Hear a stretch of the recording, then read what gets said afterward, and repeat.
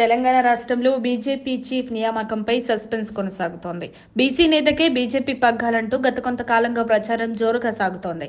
BC కోటాల్లో Etela Rajender, Dharmapuri Arvind మధ్య పోటీ తీవ్రంగా నెలకొంది. ఇప్పటికే కేంద్ర మంత్రిగా, పార్టీ రాష్ట్ర అధ్యక్షుడిగా కిషన్ రెడ్డి ఉన్నారు. దీంతో టికెట్ ఆశిస్తున్న రెడ్డి సామాజిక వర్గానికి చెందిన డీకే అరుణకిస్తారా లేదా అన్నది కూడా ఉత్కంఠగా మారింది. ఇదిలా ఉండగా ఇప్పటికే బీజేఎల్పీ బాధ్యతలు రెడ్డి సామాజిక వర్గానికి చెందిన మహేశ్వర్ రెడ్డికి ఇవ్వడంతో పార్టీ పగ్గాలు బీసీ నేతలకే ఇచ్చే అవకాశాలు అధికంగా ఉన్నాయి. కొత్త అధ్యక్షుడి నియామకం కాషాయ శ్రేణులో తీవ్ర ఉత్కంఠ నెలకొంది. ఈ క్రమంలోనే తెలంగాణలో బీజేపీకి కొత్త రథసారథి నియామకం దాదాపు ఖరారైనట్లు తెలుస్తోంది. అధ్యక్ష పదవి కోసం భారీ సంఖ్యలో ఆశావహులు పోటీ పడుతున్నప్పటికీ ఈటెల, అరవింద్ల పేర్లను బీజేపీ అధిష్టానం పరిగణలోకి తీసుకున్నట్లు సమాచారం.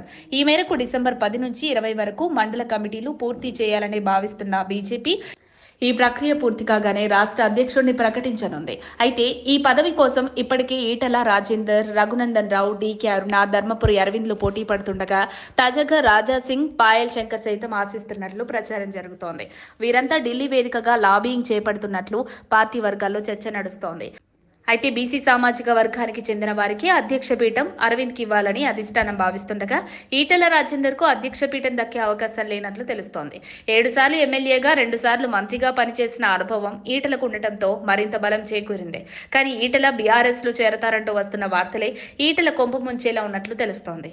మరోవైపు ఇప్పటికే బీజేపీ జాతీయ ఉపాధ్యక్షురాలిగా కొనసాగుతున్న డీకే అరుణ కేబినెట్లో చోటు కోసం లాబియింగ్కు పాల్పడ్డప్పటికీ అవకాశం రాకపోవడంతో కనీసం బీజేపీ చీఫ్ పదవి దక్కుతుందనే ఆశతో ఉన్నట్లు సమాచారం.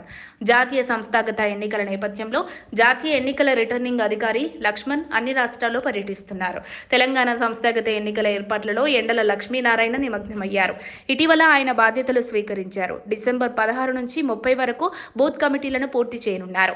సంస్థాగత ఎన్నికల్లో భాగంగా ఈ నెల 21న జాతీయ, 27న రాష్ట్ర, డిసెంబర్ 20న జిల్లా స్థాయిలో కార్యక్రమాలు నిర్వహించనున్నారు. తర్వాత మండల, జిల్లా కమిటీల నిర్మాణం పూర్తయ్యాక రాష్ట్ర అధ్యక్షుడి ఎన్నిక జరగనుంది.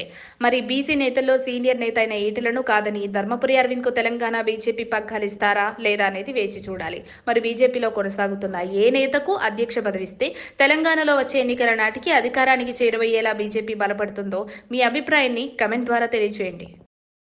మరిన్ని అప్డేట్స్ కోసం మా కాయ్ టీవీని సబ్స్క్రైబ్ చేసుకోండి. మా వీడియో కనుక మీకు నచ్చినట్లయితే లైక్ చేయండి, షేర్ చేయండి.